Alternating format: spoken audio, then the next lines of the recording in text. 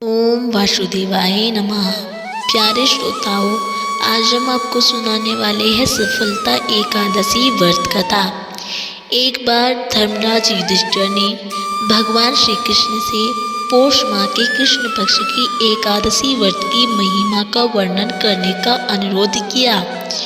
इस पर भगवान श्री कृष्ण ने कहा कि इस एकादशी को सफलता एकादशी के नाम से जानते हैं, क्योंकि यह सफलता प्रदान करने वाली मानी गई है।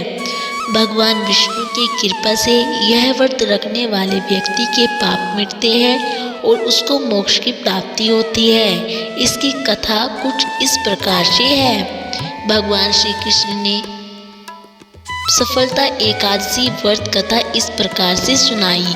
आइए जानते हैं कि सफलता एकादशी व्रत कथा क्या है। चंपावती के राजा महिष्मान के 4 पुत्र थे। उनका सबसे बड़ा बेटा लुम्पक, दुराचारी, लोभी, कामी था और वह मांस और मदिरा का सेवन करने वाला था। वह संत जनों, देवी देवता आदि का अपमान करता रहता था। उसके इस व्यवहार से राजा महिष्मान काफी परेशान और चिंतित रहते थे। एक दिन वह उससे इतना तंग आ गए कि उसे महल और राज्य से बाहर कर दिया। वह अपनी गलत आदतों के कारण नगर में चोरी करने लगा था, जिससे वहां के नागरिक भी परेशान हो गए थे। लुम्पक पास के ही एक जंगल में रहता था। वहां पर एक पीपल के पेड़ की पूजा नगरवासी करते थे। वह उस पेड़ के नीचे रहने लगा और पौष कृष्ण दशमी की रात उसे काफी सर्दी लग रही थी। कपड़े कम थे, सद से उसका शरीर अकड़ गया, फिर भी वह सोया रहा।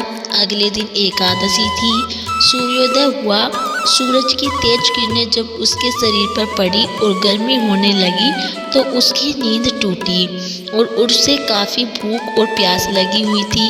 वह पानी और कुछ खाने की तलाश में जंगल के अंदर चला गया। वह काफी कमजोर हो गया था, इस वजह से कोई शिकार नहीं कर पाया।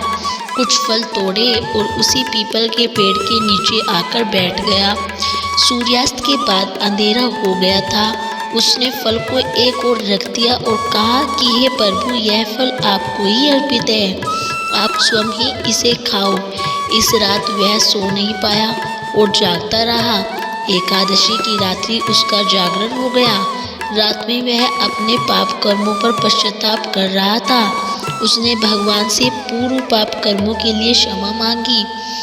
अनजाने में किए गए एकादशी व्रत से भगवान विष्णु प्रसन्न हुए और उन्होंने अपने आशीर्वाद से लुम्पक के पापों को मिटा दिया। और उस समय आकाशवाणी हुई जिसमें उसे बताया गया कि भगवान विष्णु ने उसके पापों को नष्ट कर दिया है और तुम अपने पिता के पास राजमहल में जाओ और काम काज में उनकी मदद करो, राजा की गद्दी संभालो।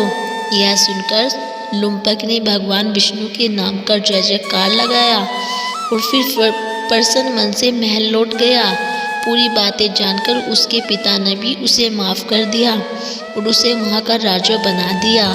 लुम्पक धार्मिक कार्यों में समय देने लगा और राजपाट चलाने लगा। उसका विवाह हुआ और उसे संतान सुख भी प्राप्त हुआ। जीवन के अंत में उसे भगवान विष्णु की कृपा से मोक्ष की प्राप्ति हुई।